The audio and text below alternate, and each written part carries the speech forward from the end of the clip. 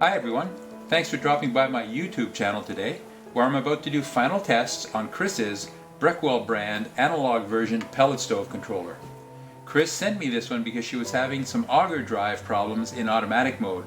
It worked correctly in manual mode, but it did not work in automatic mode.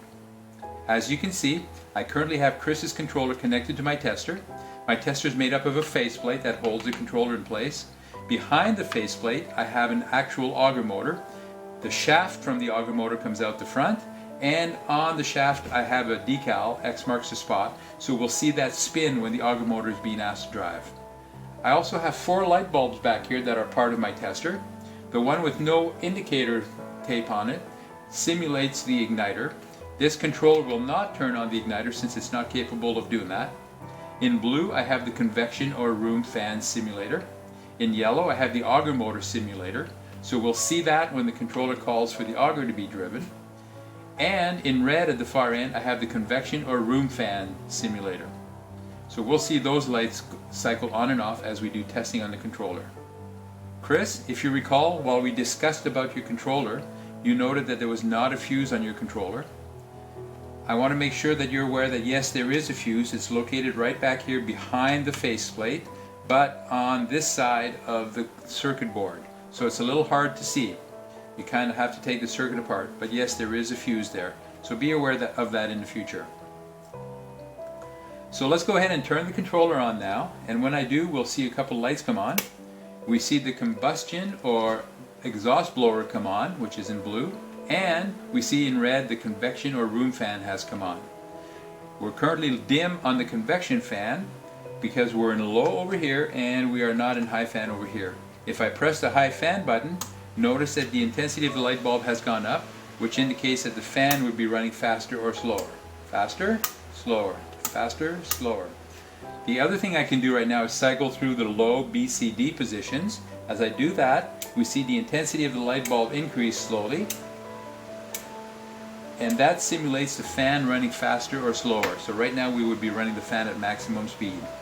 As I say every time for this model of controller, positions D, E, and max do not change the intensity of the light bulb. Notice D, E, and max stay the same. But as I go C, B, and low, it changes. That's because D, E, and max are hardwired together on the controller. That's normal. So that's all the testing we can do in manual mode for the convection or room fan. The last thing I can do in manual mode is the manual feed button for the auger, and as I press that, notice that the auger indicator has come on. You might hear in the video the auger motor spin, and you see X marks the spot is spinning. So all that is functioning correctly. Truth is, all of that was functioning before Chris sent me the controller. With all of the manual tests completed, the next thing we can do is go into automatic mode. To do that, I press on the auger button once, and we see that the green light at the top here has come on. That also starts a 20-second or so timer on the controller itself, and that timer determines when the first cycle of the auger drive in automatic mode happens. So that should happen in about 10 or so seconds. Let's wait for that to happen. In the meantime, keep an eye on this spot right here. There's a hole through the faceplate, and there's an LED behind it.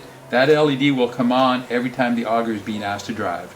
So let's keep an eye on that as we cycle it one more time. Keep an eye right here just above the word pellet. There's a viewport for the LED behind on the circuit board.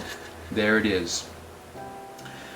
If I go and change my positions to B, C, D, E, and then max, we'll see that the auger drive will be a much longer time this time. Notice the on duration was much longer, and the cycle time, off time, for each cycle will be shorter. So let's wait for that to happen. One more time. Short off time, long on time. That's the max position. One more cycle and then we'll be done. So we'll look for the short off time, long on time. And there it is. So let's go ahead and turn that back down. Turn everything off. So Chris, I want to thank you very much for sending me your controllers for repair. I appreciate it.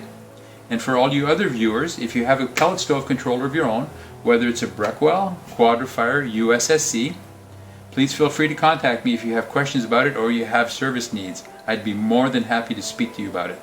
In the meantime, I do hope you'll take a few seconds to leave a thumbs up for this video, or like it, and subscribe to my channel. I would appreciate that very much. Thanks everyone. Bye-bye.